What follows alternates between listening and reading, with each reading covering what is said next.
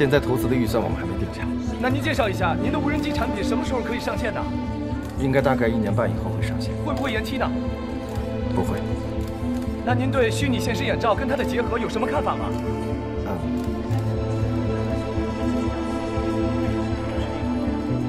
大概明年就会开始实施。安总，亲爱的太太，你的离婚证还没捂热呢，就找到新欢了。你怎么来了？对，就这个样子。这个就是你原来的样子，我喜欢你。这里不是叙旧的地方。这么迫切的让我走，我为了你呀，我抛妻离子，我给你身份，给你地位，给了你所有进入上流社会的筹码，而你呢，你却忘恩负义啊！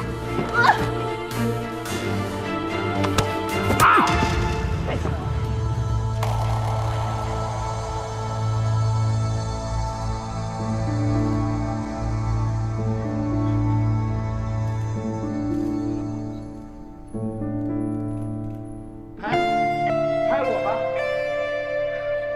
我现在的样子就是你们认识的安总原来的样子。安总，我不会放过你的。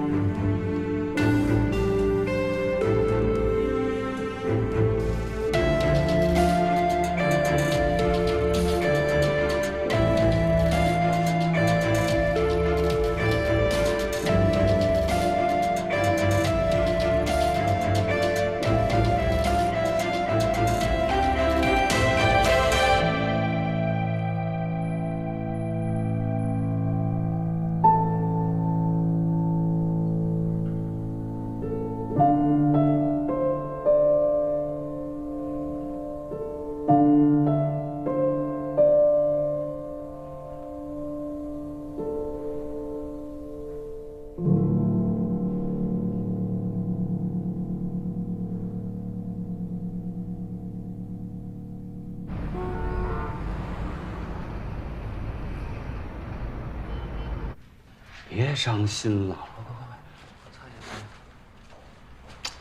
，Q 哥，Q 哥，哎呀，来，吃个零食，别哭了啊！抱抱我，你的最爱，治疗你受伤的心灵。不开心，求抱抱。抱了抱了，快30人了，装可爱个点。当初觉得他又瘦又体贴，也不知道是脑子坏了还是眼睛瞎了。这脑子坏了呢，可以修；眼睛瞎了也能治啊！吃吧。你说，你抱我吧。我抱你干嘛呀？我来抱我。哎，老大。哎，老大，YV 跟 Wins 真的签约了，太可耻了吧？石总真的是 Wins 的 CEO 吗？小子，你不会又一进屋就把门给关上了吧？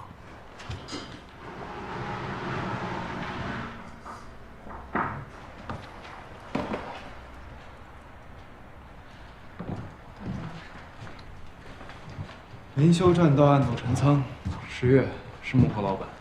那和他在一起的那个女人是谁？他不会已经已婚了吧？你说啥呀？没看新闻？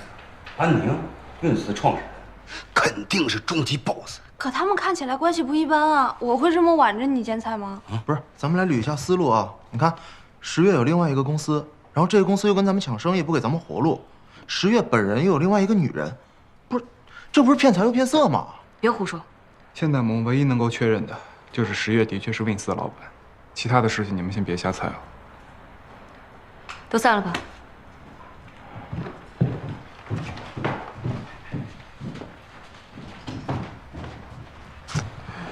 当然你在现场，10月和 Wins 还有那个女人，她究竟什么情况？事情恐怕不仅仅只是恶性的商业竞争这么简单。南桥在情感上受到打击，不比公司受到的打击小。那你刚才还说10月向我承诺过，他是绝对不会伤害南桥的。在调查清楚事情之前，我宁愿选择相信他。可10月跟那个女人究竟是什么关系啊？如果我们早知道这些，现在也不至于这么被动。我会去找他问清楚的。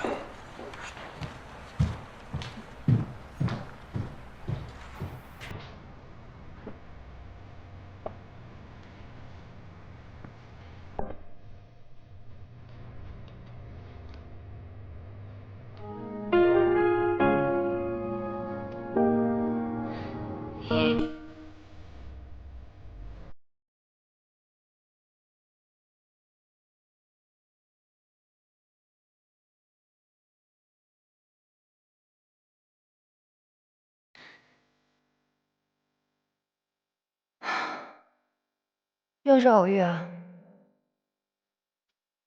我是故意的。有话要说吗？你说想当我的床头灯，这一次让我当你的指路牌，好不好？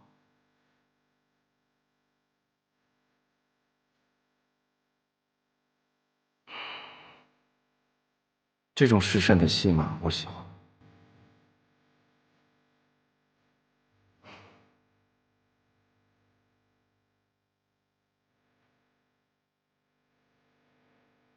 但这种戏，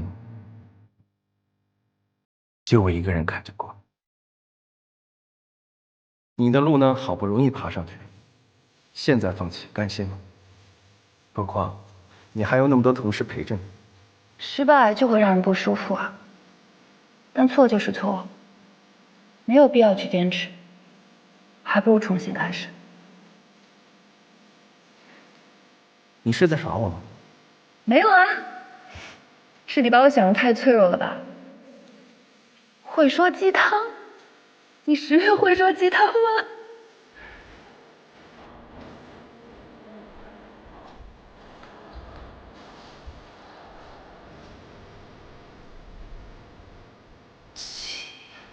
其实我想问，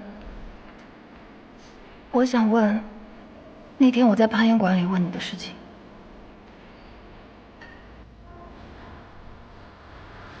那我会陪你一起疯，疯到我们70、80岁。只要这个东西不摘掉，就证明我没有放弃。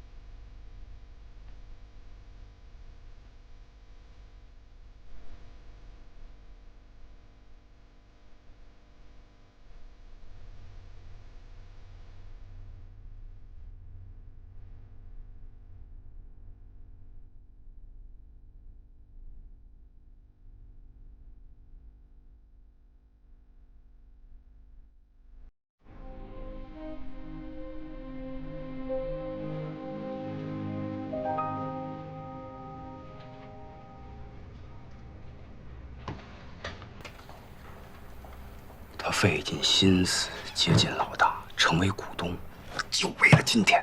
我觉得他不像你说的商业间谍。那是因为他老道够狠，他不仅步步为营，是不是？还欺骗老大感情。如果真如你所说，这一切都是他早就预谋好的，那他为什么不卷了公司的钱一走了之呢？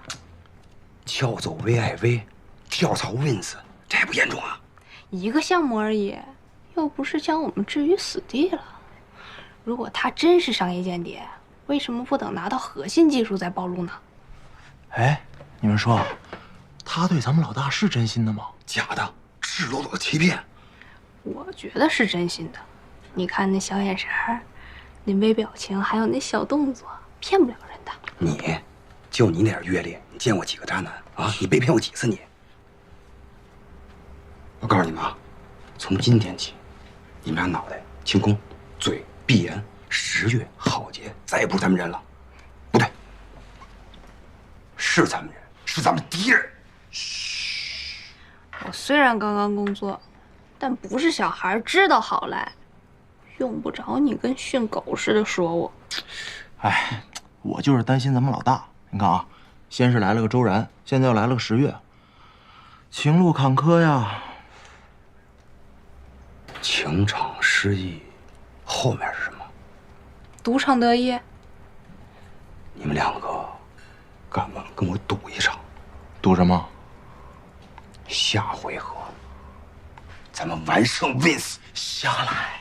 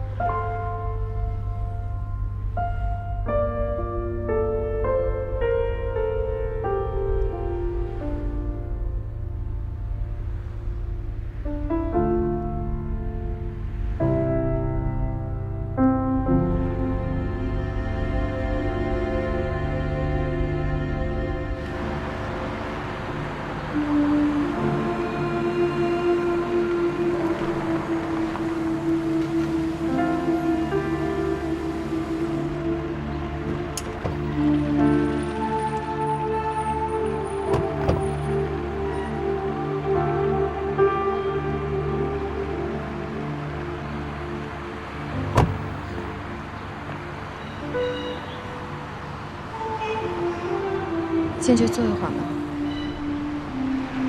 不了，洗个澡，你休息一下吧。晚上高空酒廊见。好，高空酒廊，我等你。让司机送你回去吧。不用了，我想自己一个人走一下。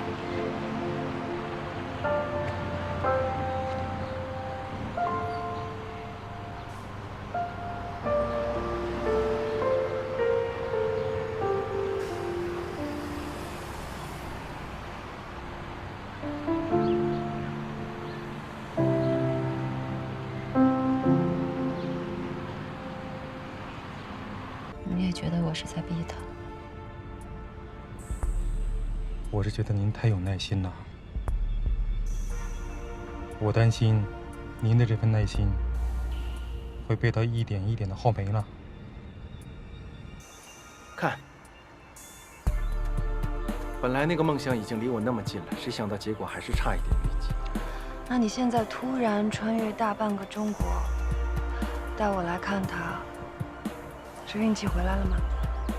因为我的运气现在都花在你身上。我就在想，将来也许会有像电影里面那样的各种各样不同的飞行器，会改变我们的生活吧。就像手机啊、VR 眼镜啊，很酷吧？好疯，但我会陪你一起疯，疯到我们70、80岁。只要这个东西不摘掉，就证明我没有放弃。安姐让我过来接您参加Vince开业酒会。我也去。安姐只邀请了10个。没事，你不用去了。你去了，我怕安姐不高兴。没有消息，未必是好消息。老大，出事了 ！VIV 的技术人员刚刚修改了服务器的管理权限，我这现在什么数据都下载不了。一旦交互平台服务器被清除，我们之前记录的所有数据、写的所有算法，以及为 PIA 所有匹配的共享模块，就都找不到了。产品定位、外观设计、性能技术，跟咱们思路一模一样啊！石总怎么变成 Vince 的 CEO 了？这不就是商业间谍吗？这不就是赤裸裸的潜伏吗？接下来所有的问题都由 Vince 新任 CEO 10月先生回答。石总，您能介绍一下 Vince 在无人机领域的创新吗？这么迫切的让我走，我为了你呀，我抛妻离子，我给你身份，给你地位，给了你所有进入上流社会的筹码，而而你呢？你是忘恩负义啊！啊！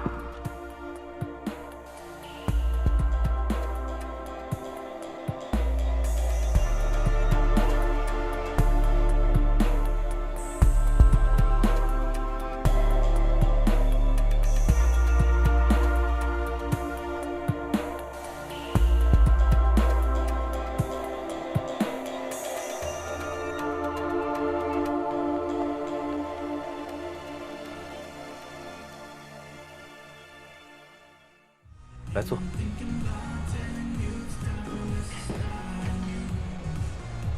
他这个人呢，虽然平常吊儿郎当，但跟了我这么多年，总算能压得住这个场，对客人的喜爱也一清二楚。他对这个酒吧的感情，比我们俩深。我觉得他没有问题，我觉得你有问题。这件事情是我错了，我没有拦住你，还把你跟南桥都搭进去了。是我忘了，安宁这个人不会这么容易相信我。是，他装了点了头同意了这件事情，其实背后早就布了局，等着我们上钩。是我傻，我以为这些年我可能是特别的那一个。你想怎么办？我觉得当务之急就是研究一下 VIV 和 Wins 的合同，找出漏洞。可能我们再去个美国。什么都不要做。什么意思？什么东西都不管了？连酒吧都给7号不管了？不想管了，我只想当我的使君妻。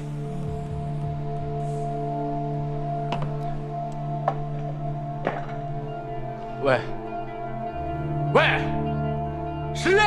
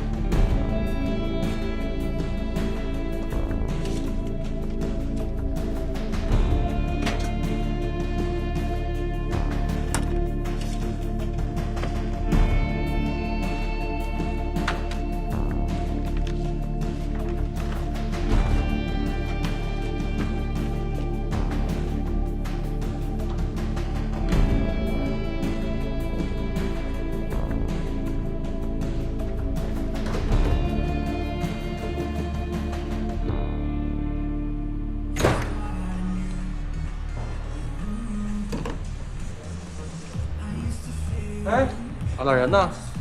酒我拿来了，走上去喝去。快坐。酒这个东西呢，喝多了乱心。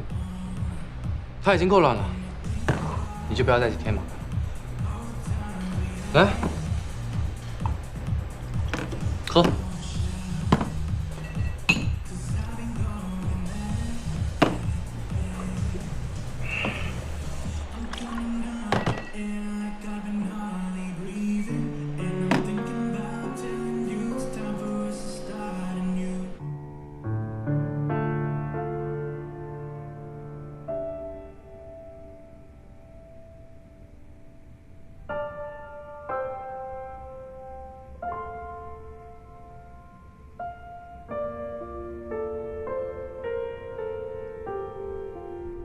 那您对 VR 眼罩跟它的结合有什么看法吗？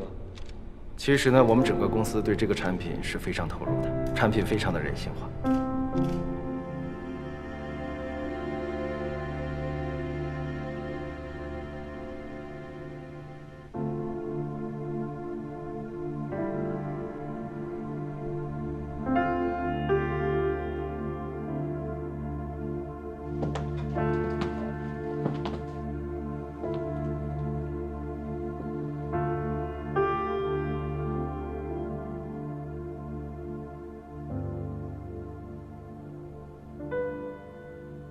你第一次来这里的时候，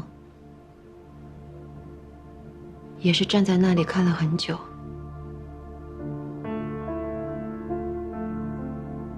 有几年没上来了，现在看去外面，觉得还美吗？美。今天的景色比以前更美。我也觉得是，因为站在那里看风景的人，还是原来的那个人。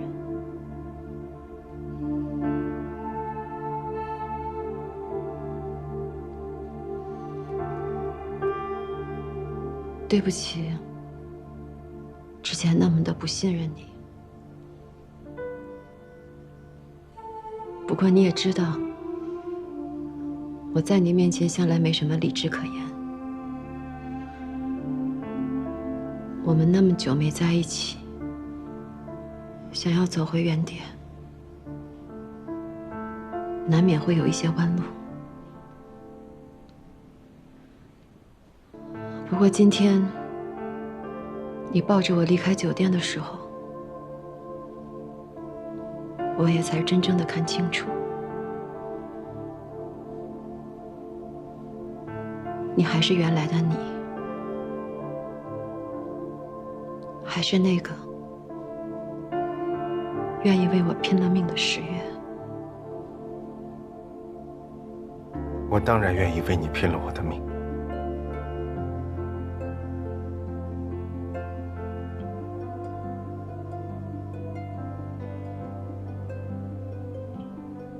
我不会要你的命。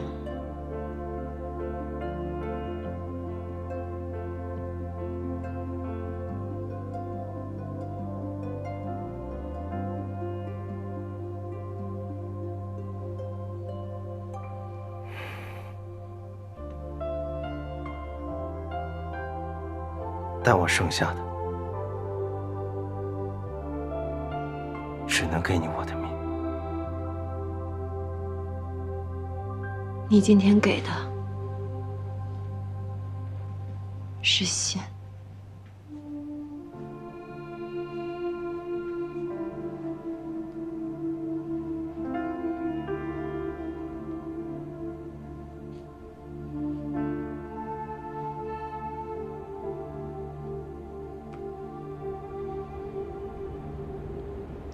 开香槟吧。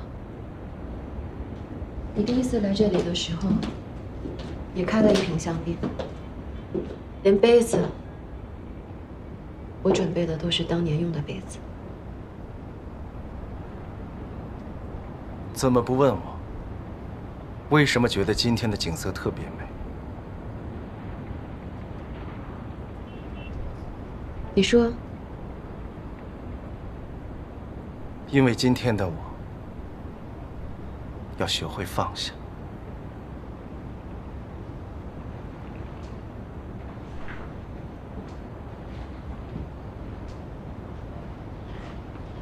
以前的我一直以为都能放下，原来我舍不得，我舍不得你给我的一切。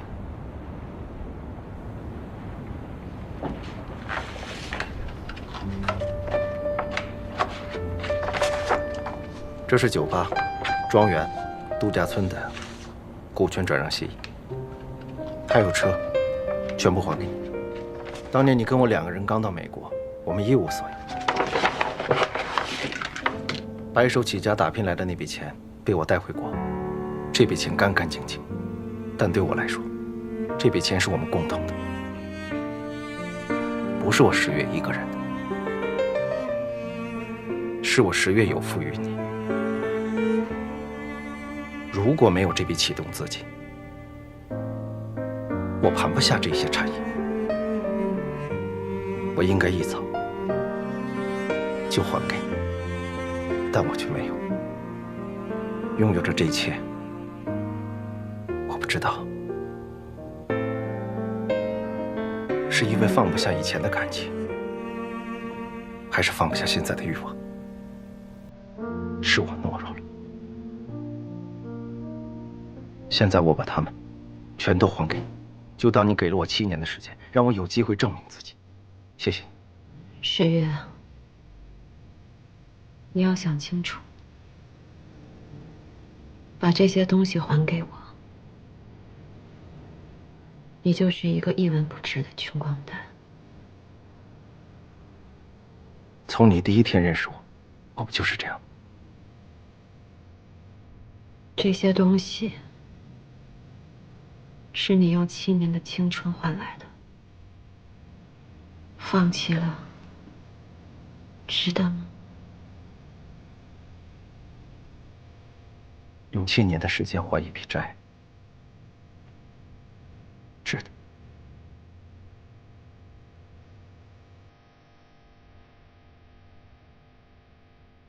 你以为这样就可以跟南乔在一起了？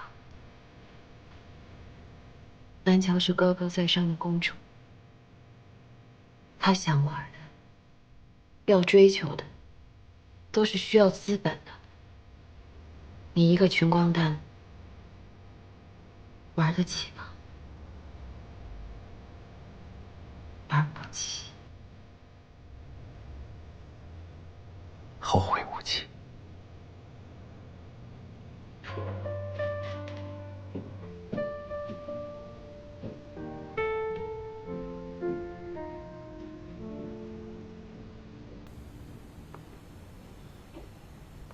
我的心，你没有还给我。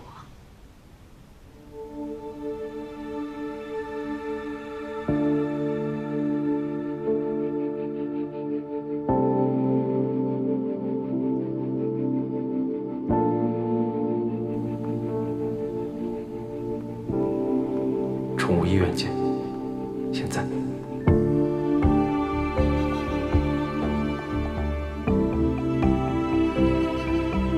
他不会再回来了。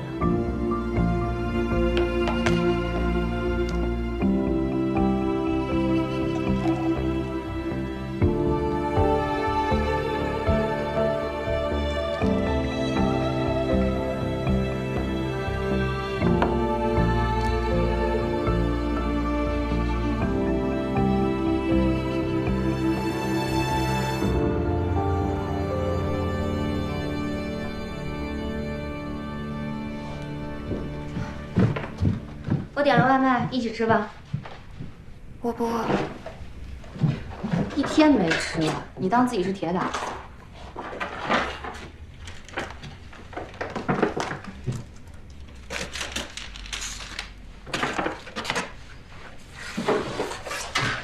去哪儿啊？10月约我，我就说了他会给我一个交代。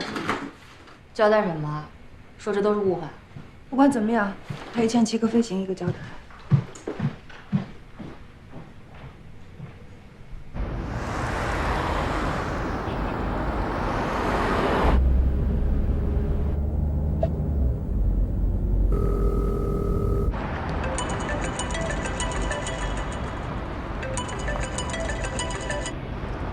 喂，世月，你混蛋！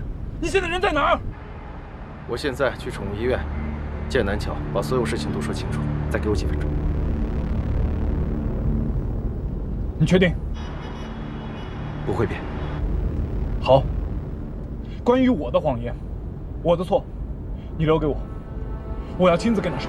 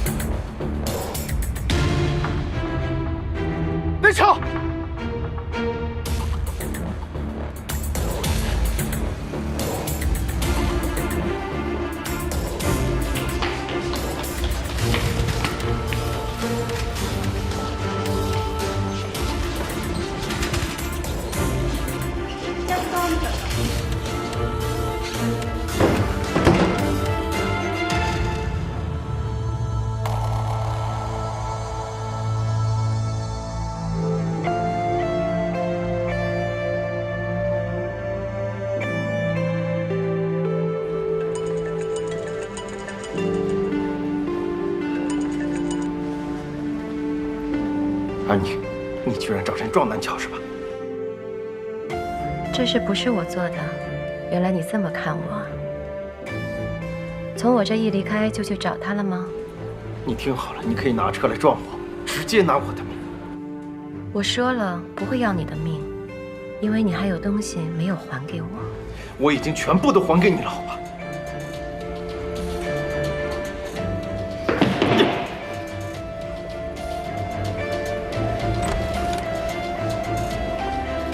医生，医生，他怎么样？哦，你是那个病人家属是吧？放心吧，病人呢没有外伤，他现在就有点轻微脑震荡，你放心吧，我们会做进一步检查的啊。好，谢谢。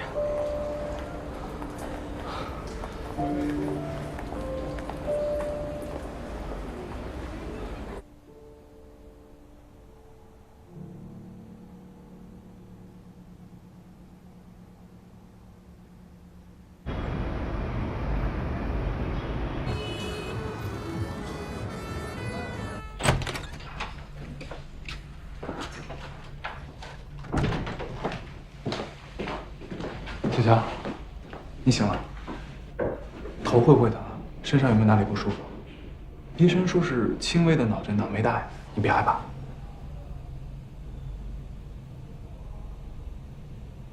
现在几点？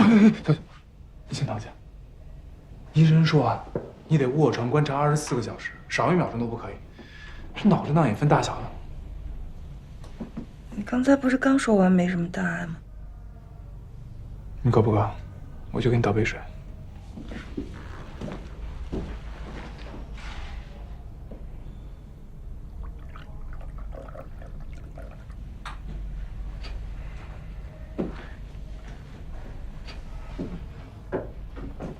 摩托车冲过来的时候，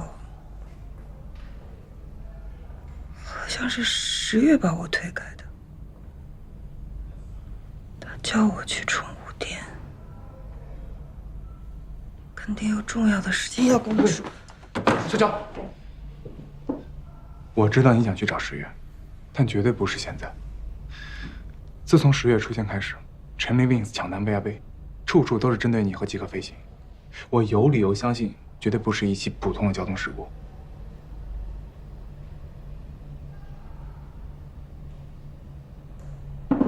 小乔，你先躺下。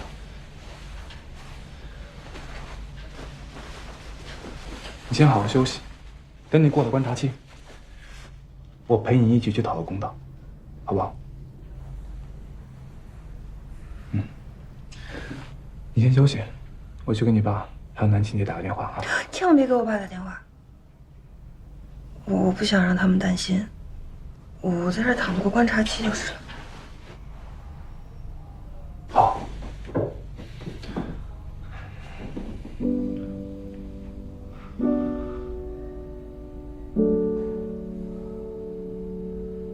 差不多了，你先喝点水。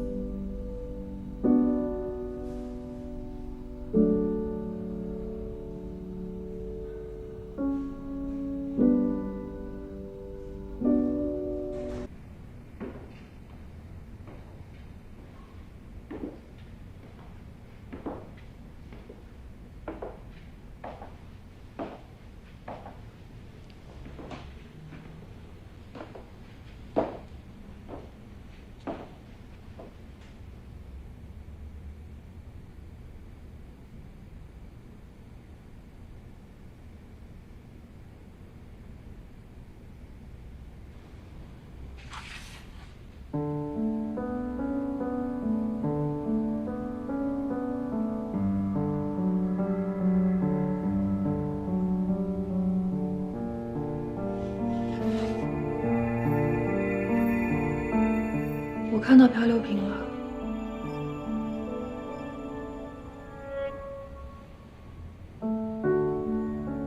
就算你说这也是你圈套的一环，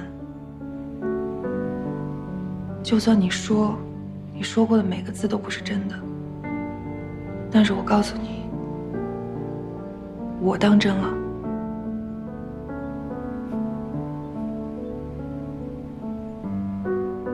你说你遇到我之后才知道什么叫一见钟情。你说你想让我看到你所有的不好，不堪、失败，依旧还愿意跟你在一起的时候再做决定。你说这个世界其实一点都不善良，甚至还有些残酷。我们谁也不知道，下一个遇到的人是幸运还是灾难。我们无法改变命运，但是我们可以选择与谁携手同行。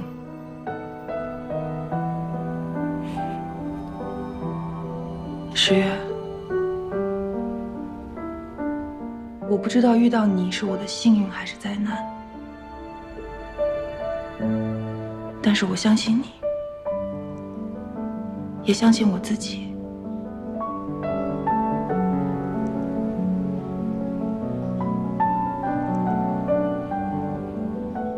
就算我看到了所有的不堪，我还是愿意跟你在一起。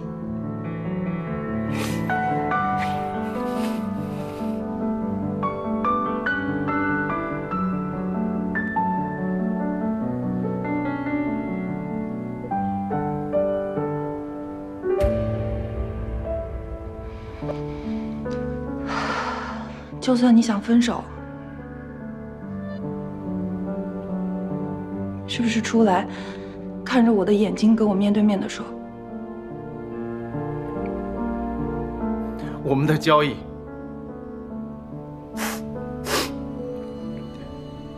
是真的？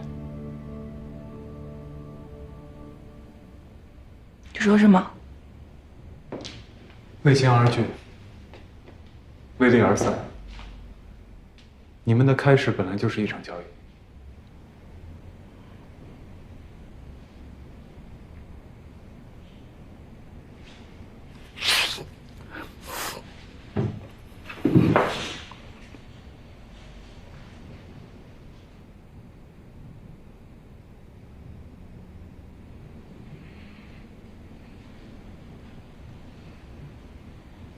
对啊，后面的种种后果，又何必当真呢？所以，从我们第一次相遇开始，就已经是交易了，是吗？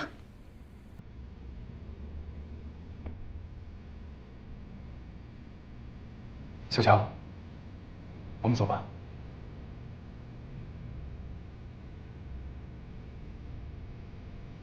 走啊，听他的。如果你走了，我们下次见面可能可以更体面的打招呼了。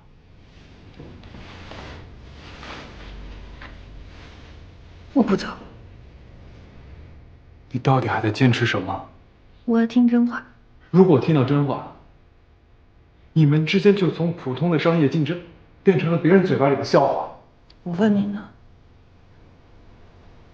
是不是从我们第一次见面交易就开始了？所有人都说他是为了利益不择手段，只有我知道，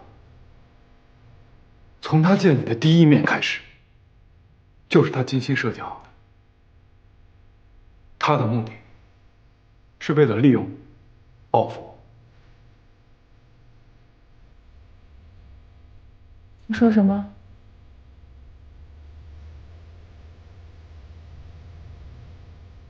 你们两个之间到底发生过什么？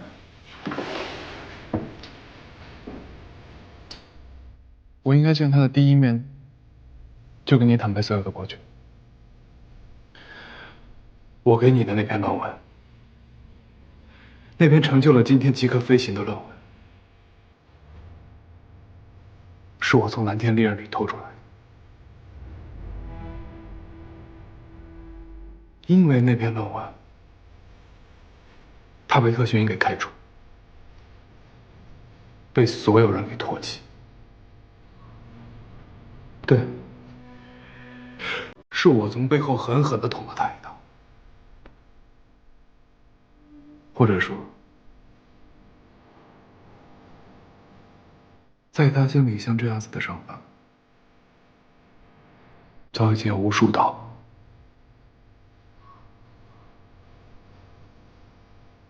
你别说他自己这么伟大，我心里面所有的伤疤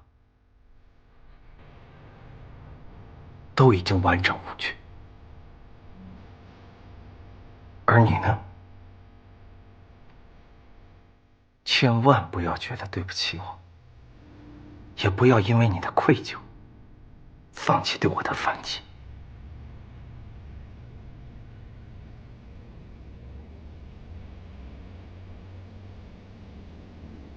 你不是说过吗？只要你没摘下这个手环，就说明你还没放弃。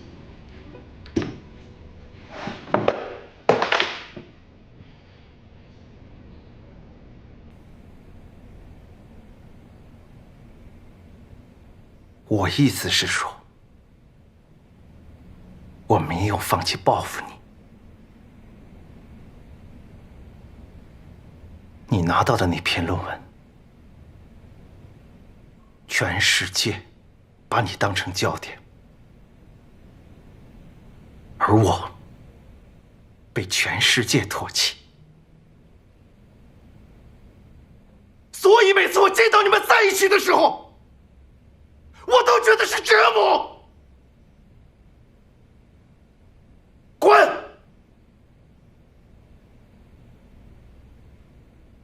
走啊！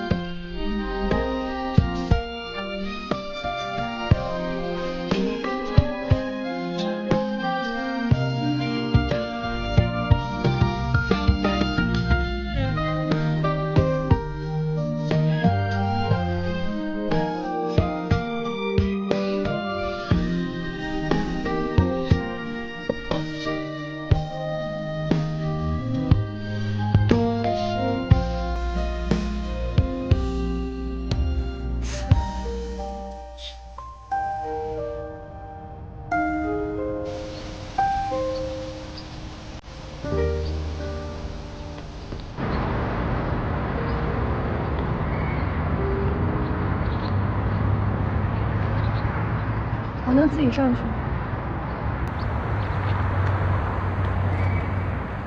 你不应该来这里。我来验收我报复的成果。现在只有我们两个人，能说句真话吗？什么才是真话？你承诺过我，会爱他，会保护他，都是放屁骗人的吗？你早就料到你会有今天的成果。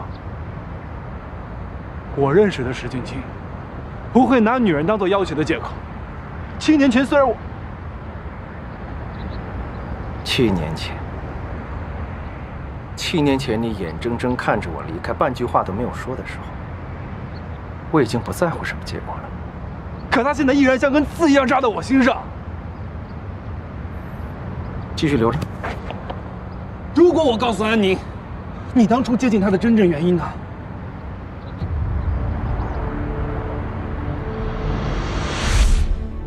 其实，石俊清改名石月是为了方便接近他们。什么？他给了警方很大的帮助。你是说，他是警方的线人？安宁前任丈夫的贩毒集团就是石俊清帮我们破获的。不过安宁的手很干净。后来我们调查了几个月，发现安宁一点都没有沾她丈夫的生意。后来石俊清就陪着安宁去了美国。那现在呢？他还是不是？早就不是我们的人了。当时我们本意是想帮他恢复身份，没想到他竟然拒绝了。这也是他为什么会改名的原因。你当初帮过警察的，你是好人。好人坏人关你屁事啊！你这个人懂得分好人还是坏人吗？你和安宁挣的那些钱，你没有资格跟我说我跟安宁的事。当时你们全世界把我踩在脚底下的时候，只有他一个人拉我上来的。你不是这样的人，我信你。我最讨厌的就是你这个表情，最讲义气，最够，全世界都欠你一句谢谢是吗？啊？找安宁，跟他说，找安宁啊，找他呀，找啊！打！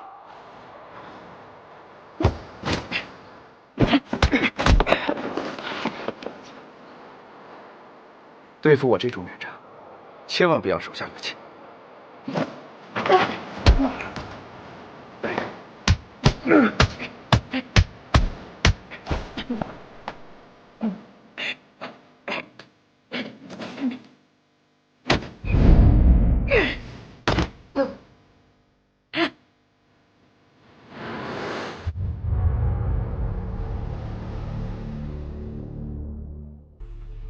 以前的我，一直以为都能放下，原来我舍不得。我舍不得你给我的一切，拥有着这一切，我不知道是因为放不下以前的感情，还是放不下现在的欲望。是我懦弱了。现在我把他们全都还给你，就当你给了我7年的时间，让我有机会证明自己。谢谢。石月，你要想清楚，把这些东西还给我，你就是一个一文不值的穷光蛋。从你第一天认识我就是这样。这些东西是你用7年的青春换来的，放弃了，值得吗？用7年的时间还一笔债，值得。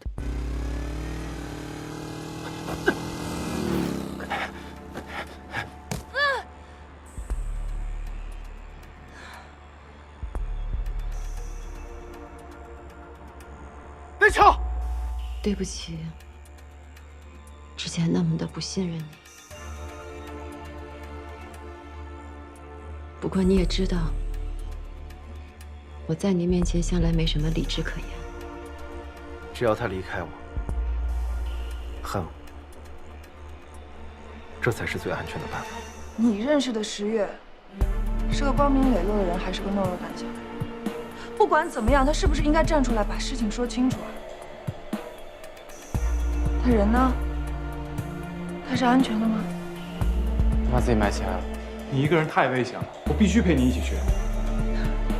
你不在的这3年，我不是活得好好的吗？再说了，我自己感情上面的问题，谁也不能帮我解决。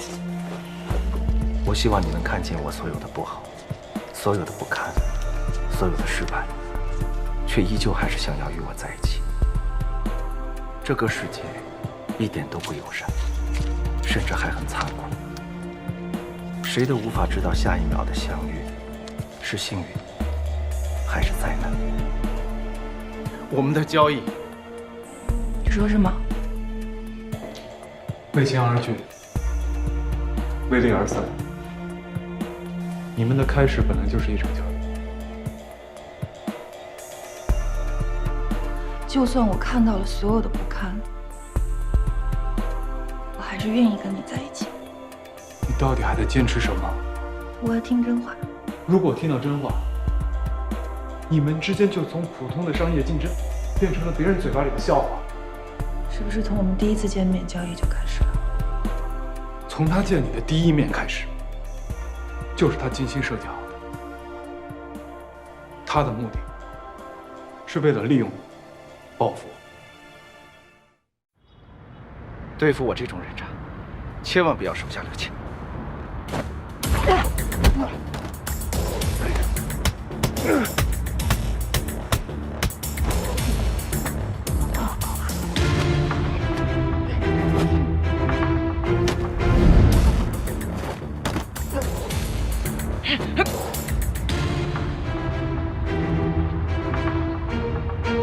我特别喜欢这条疤，让我记住谁是仇人，谁是恩人。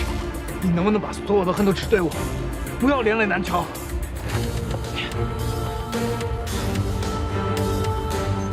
这都是你们两个一起造成的。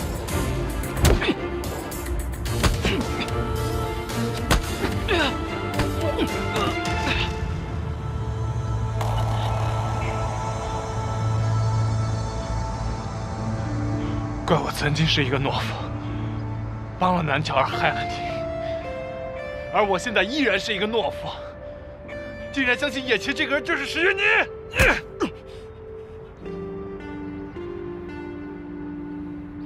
从现在开始，你我就是陌生人，伤害南桥的陌生人，我会陪你斗到底。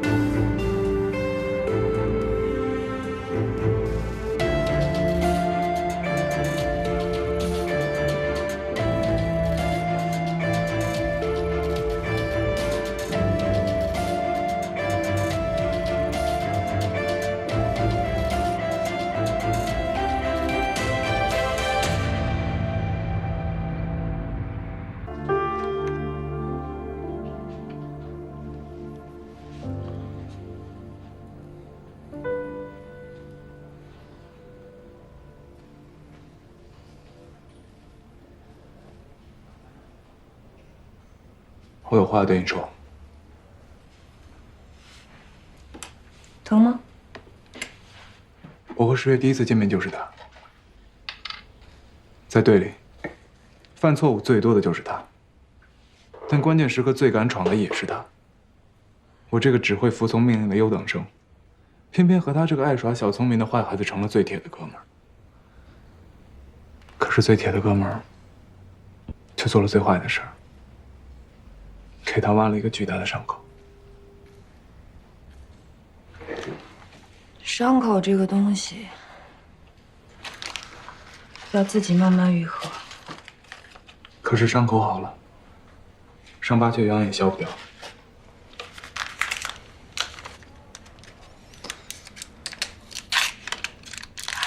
小乔，我不仅偷了他的论文，还偷了他的身份。我根本就不懂什么无人机，甚至连航模制作我都不懂。你是不是打架打糊涂了？你忘了我第一次参加航模大赛，灵感都是你给的。那些给你激动和兴奋的灵感都是他的。我拿着他的论文，冒用他的身份，在你面前装模作样。我就是一个彻头彻尾的骗子而已。那你为什么呀？因为当时的我太想讨好你了。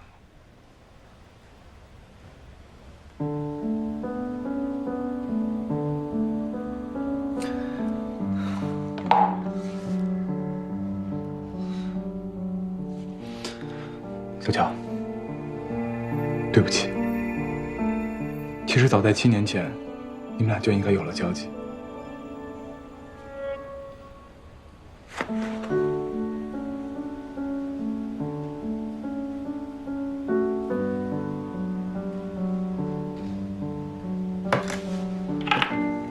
7年前就认识了，不是现在的十月和南桥，又能怎么样？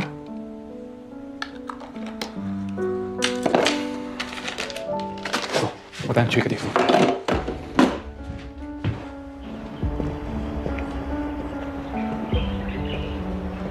你送我的那件衣服，我一直没舍得穿。你来见我的那一次，才是我第一次拿出来，结果却被石野给抢了。石俊清，那个时候他还叫石俊清。你给我站住！不守规矩，不听指挥，所有事都喜欢反着来，破坏力极强，但最后却总能成事儿。小强，他什么事儿都喜欢跟我较着劲儿，但是最后赢的呢，却总是我。因为每次关键时候，他总是在背后默默地挺我。那个时候，他应该当我是兄弟吧？被调查的时候，他宁可被冤枉，也没有跟教官说我知道论文的事情。还得赶出学校的最后1秒，也没有供出来我的名字。你擅自离校已经酿成大错，偏偏在这个节骨眼上丢失文件。你借阅文件的事情还有没有人知道？没有。你要说不出其他人，丢失文件的责任就要你一个人承担。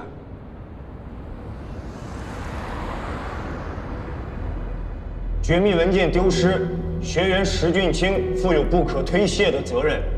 校领导决定开除学籍，退出蓝天历任，永不录用。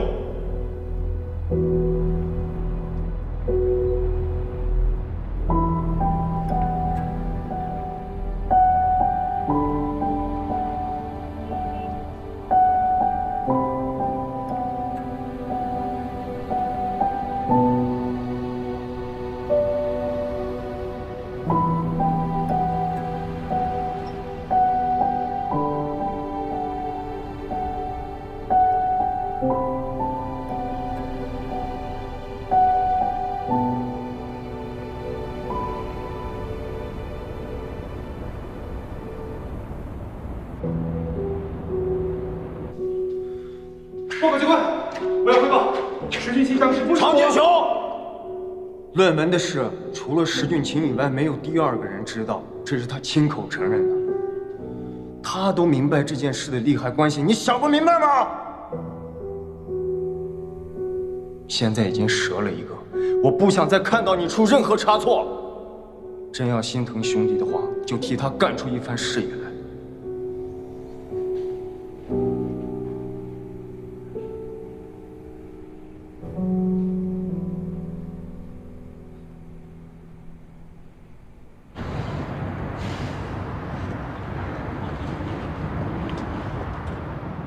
后来我才知道，他那天发了疯似的要冲出学校，是因为他的父亲被放高利贷的打成了重伤，在医院进行抢救。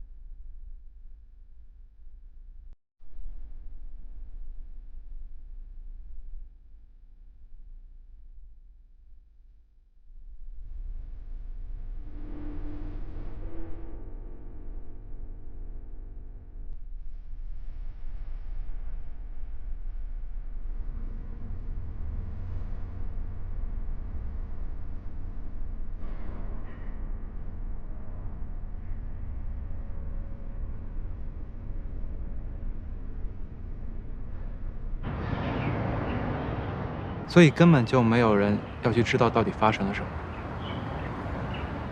大家都习惯性的认为，偷了论文是为了卖钱，卖了钱是为了还债，连我都以为他最需要的仅仅只是钱而已。我还偷偷的帮他还了债，以为自己做了一件特别哥们儿义气的事情。我怎么也没有想到，7年后他会出现在你的生命当中。看到你们一起经历了这些事情，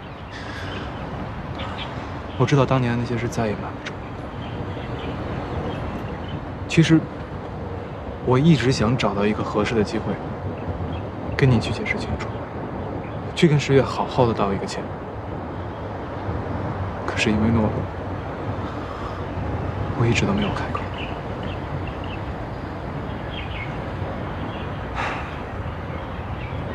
这么看来，他报复的还远远不够。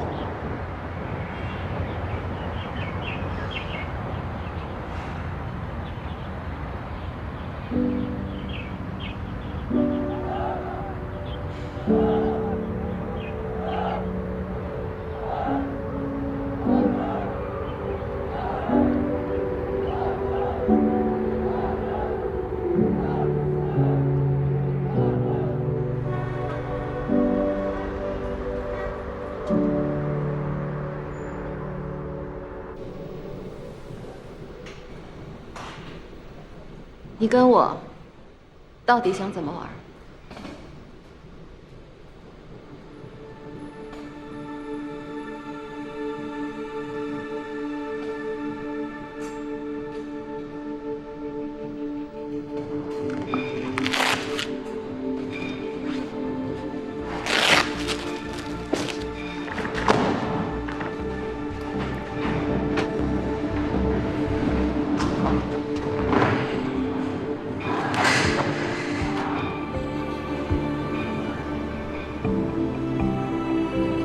给你想要的，放过南墙。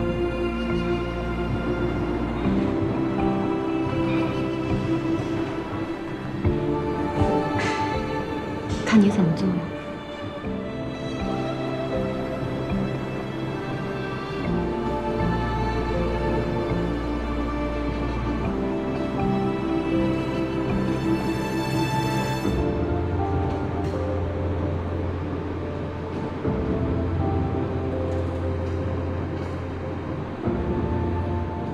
我不会给你太多时间的。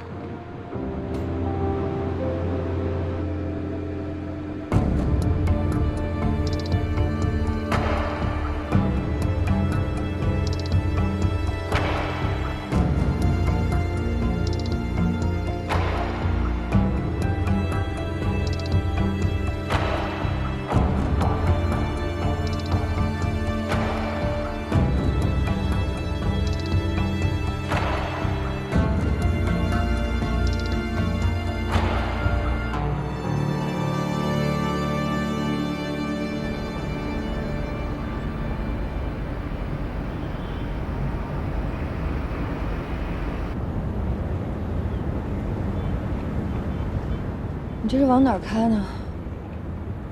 送你回家。送我回大院吧。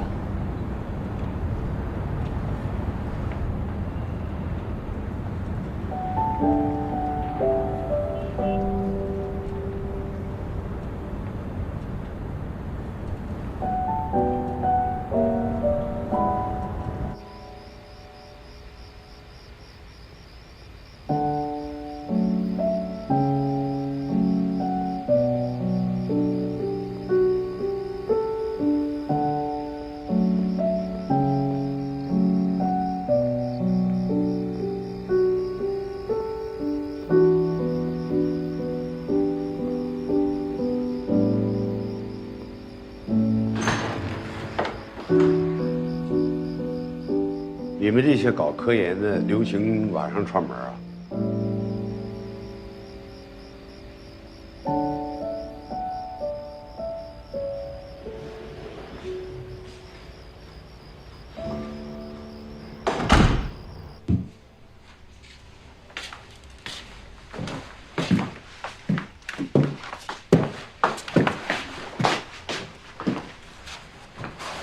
爸，你找什么呢？杯子在手里。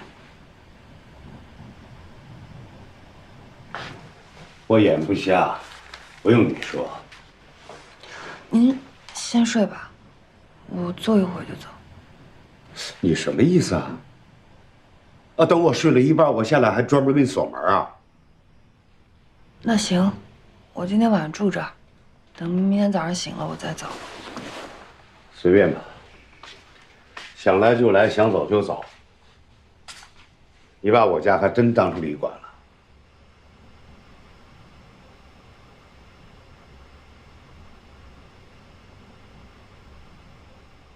上次落这的飞机，我放在你哥哥屋了。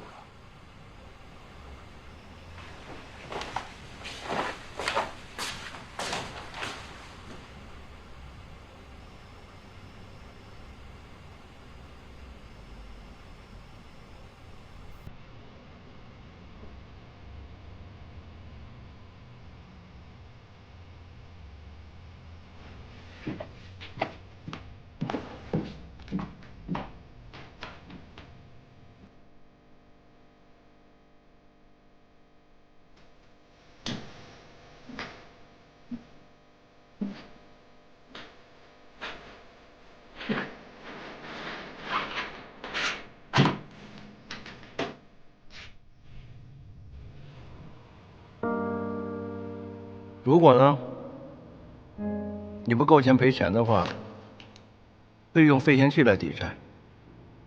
我的飞行器是无价的。是买的吗？做的。是那等飞吗？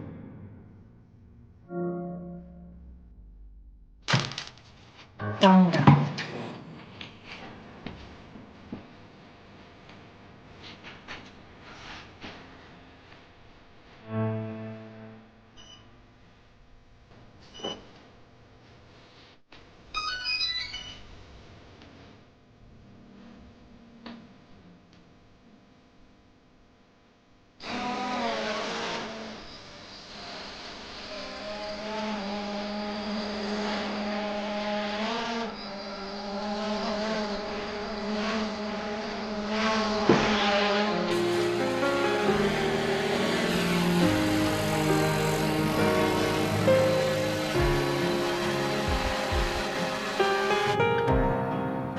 我愿意投资极客飞行，无人机事业，无怨无悔。相信我，好好考虑一下，你会需要我的。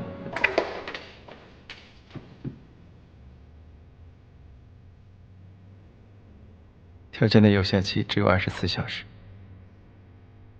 如果浪费了，得重新谈判。谈啊！我想要5000万。可以啊。但是我不想要你的投资。你这是要钱不要人生，要不这样吧，把你自己抵押给我。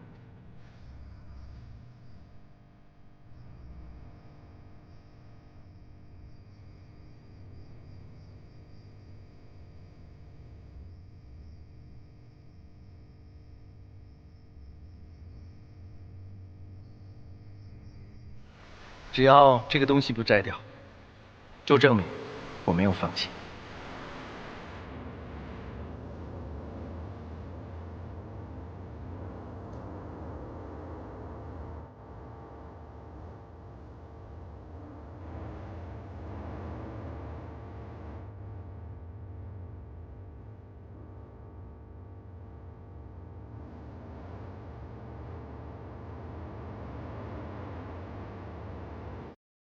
你教我的是，不管说什么话、做什么事，都过过脑子，动动心思。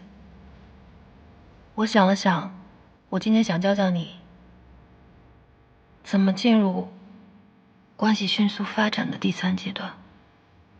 第3阶段是什么10月，我这些话应该男人来说。哎，你还欠我一个甜蜜的约会呢。你不是说过吗？只要你没摘下这个手环，就说明你还没放弃。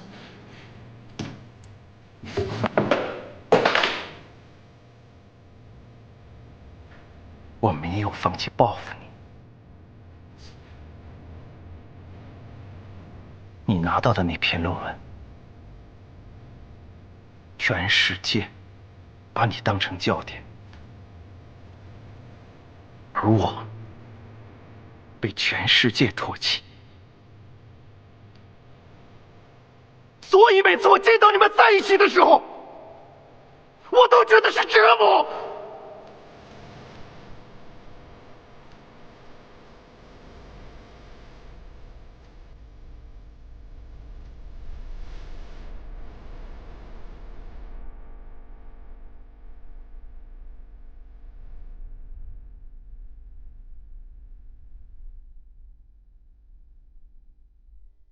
现在是新品上市的重要关头，限制处理一下。但我答应你，总有一天，我会带你到银河下真正的飞行。到时候，我会跟你说，你在你事业如日中天的这7年当中，我究竟在做什么。可能我看爱情片看太多了，就想试一下跟一些高科技宅女谈恋爱是什么感觉。么么哒。好喜欢你哟，么么哒。整句念。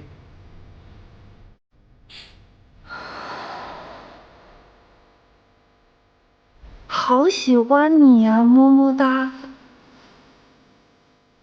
你看我干嘛？你看风景啊。你看你的风景，我看你，各取所需啊。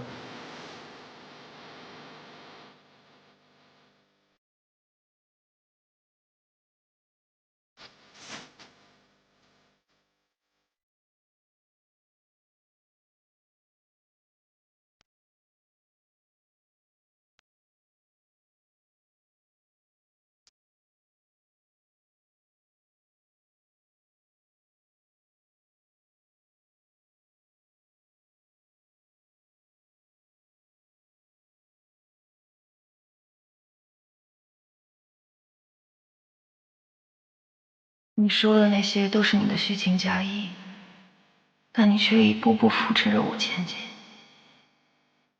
你和我共同拥有过的梦想，难道也是假的吗？